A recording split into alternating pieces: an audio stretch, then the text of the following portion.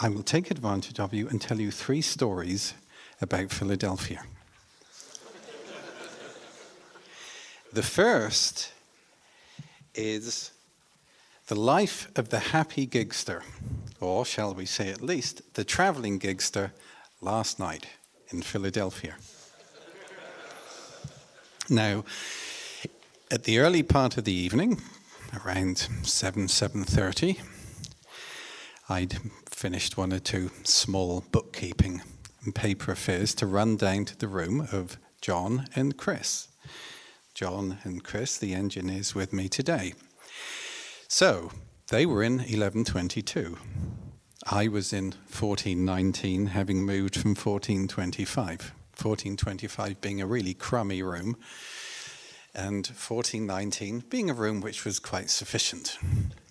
So I phoned down consistently to 1122 and had continual engaged. So I thought what I shall do is simply, the guys are in the room, I shall run this paperwork down to them. Now, I'll move slightly to one side in telling this story to explain the position a little better. I don't wear T-shirts. I don't wear endorsement material like an Oberheim denim shirt that I was wearing yesterday evening.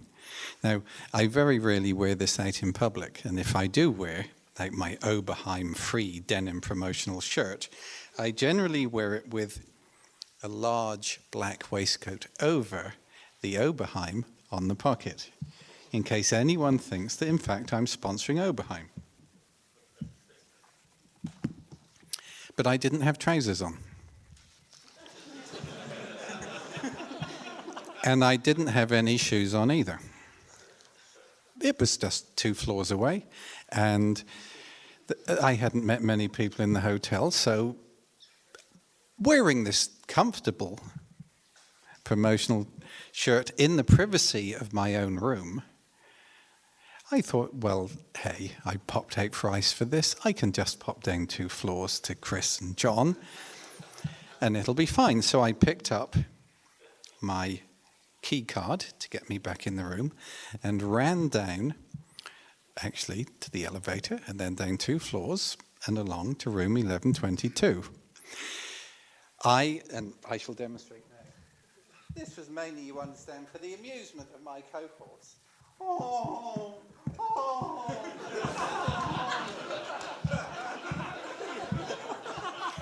This was an exaggeration, but with humorous intent. So the guys would look through the keyhole of the door and see their traveling buddy hopping up and down without shoes and without trousers, bleating. The door opened and a very old lady with grey hair looked at me.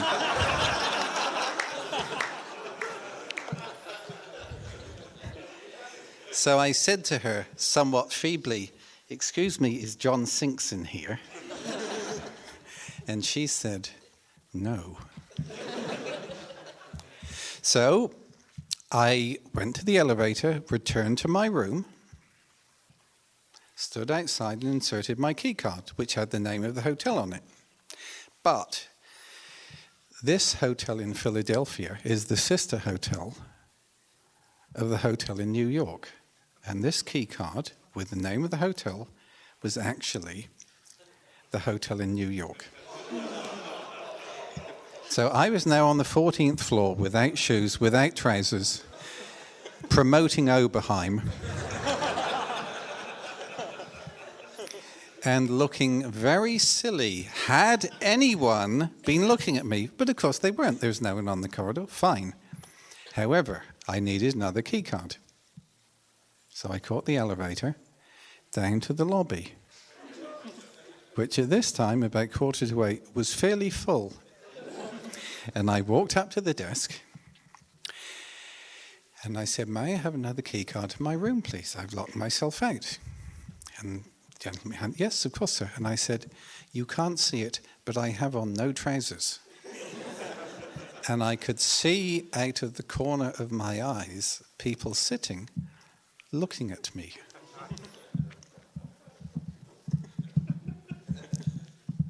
So I returned to my room with a new key card, let myself in.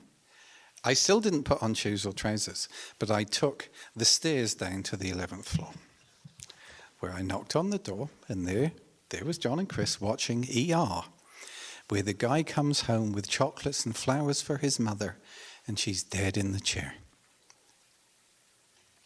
Right, that's my first story about my life in Philadelphia.